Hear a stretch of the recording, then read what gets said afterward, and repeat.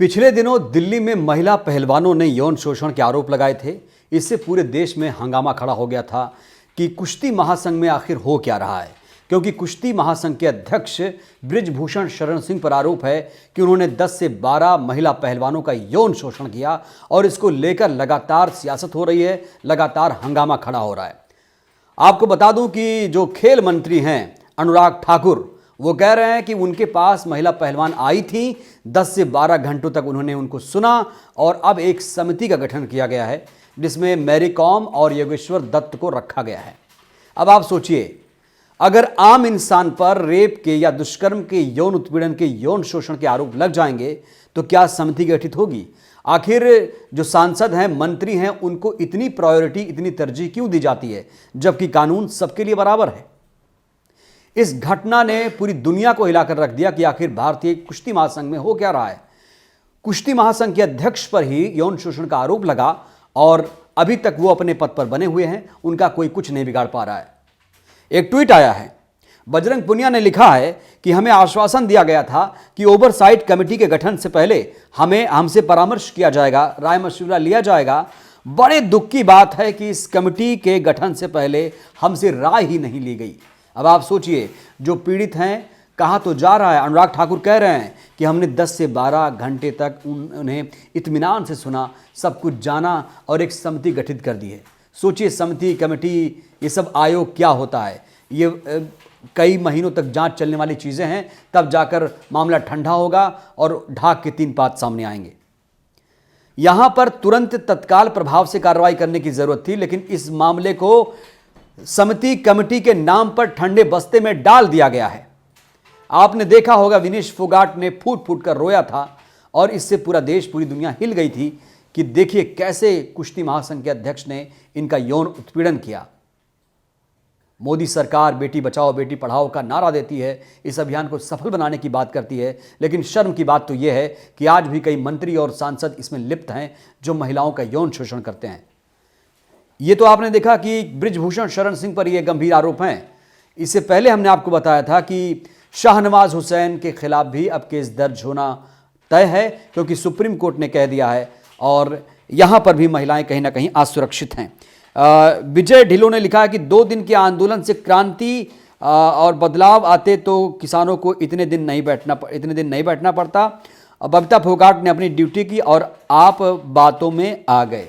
बबीता फोगाट, सोचिए, बबीता फोगाट के बारे में कहा जा रहा है कि वो भी इसमें राजनीति कर रही हैं और समिति में योगेश्वर दत्त के नामों को लेकर भी लोगों को असहमति है कि योगेश्वर दत्त को इसमें क्यों रखा गया है। हालांकि योगेश्वर दत्त इसके पक्ष में हैं, वो भी चाहते हैं कि जो महिलाएं हैं, जो पीड़ित महिलाएं हैं, महिला पहलवान, उनको न्याय मिले।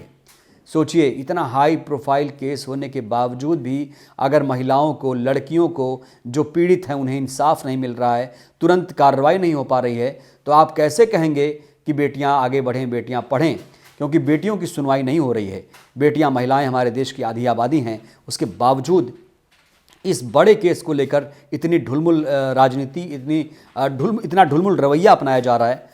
राजनीति ढुलमुल नहीं हो रही, राजनीति ज़बरदस्त हो रही है, रवैया इनका दरअसल बहुत ढुलमुल है। तो आप सोचिए, जिस देश में महिलाओं की पूजा होती है, सरस्वती दुर्गा की पूजा होती है, जिस देश में महिलाओं को इनके बराबर रखा जाता है, देवी माना जाता है, अगर उसी देश में महिलाएं असुरक्षित हैं, उन्हें डर लगता है, तो इसका जिम्मेदार कौन है?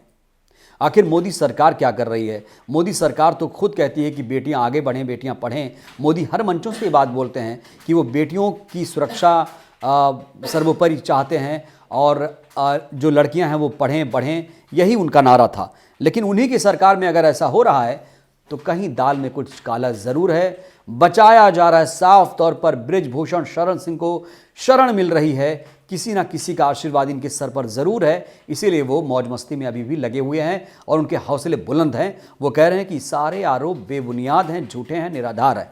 आप सोचिए, दिल्ली में ये लड़कियां आई थीं और वो तस्वीरें मैं तो भूल नहीं पा रहा हूँ जहाँ पर विनेश फोगाट फूट फूट के रो रही थी।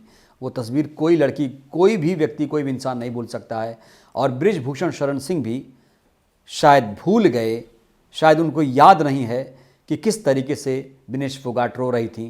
क्या विनेश फोगाट के आंसू झूठे थे, ये कहना चाह रहे हैं बृजभूषण शरण सिंह? तो समिति कमेटी के नाम पर इस केस को रफा दफा किया जा रहा है।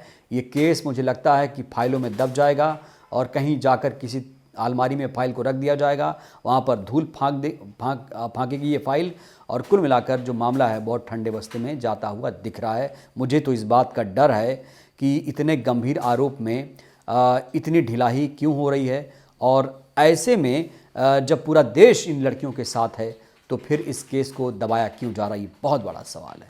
आप क्या सोचते हैं, क्या जो महिला पहलवान हैं जिनके साथ यौन उत्पीड़न हुआ, क्या उन्हें इंसाफ मिल पाएगा? क्या बृजभूषण शरण सिंह इस्तीफा देंगे? ये बहुत बड़ा प्रश्न है। आप अपनी राय ज़रूर दीजिएगा। शुक्रिया। नेशनल दस्तक की आपसे गुजारिश है कि अगर इसको बचाना चाहते हैं तो नेशनल दस्तक को सब्सक्राइब करने के लिए रेड कलर के सब्सक्राइब बटन को दबाएं, फिर बेल आइकन की घंटी दबाएं। नेशनल दस्तक को बचाने के लिए बहुत ज़रूरी है कि हर खबर को शेयर करें, लाइक करें, कमेंट जरूर करें।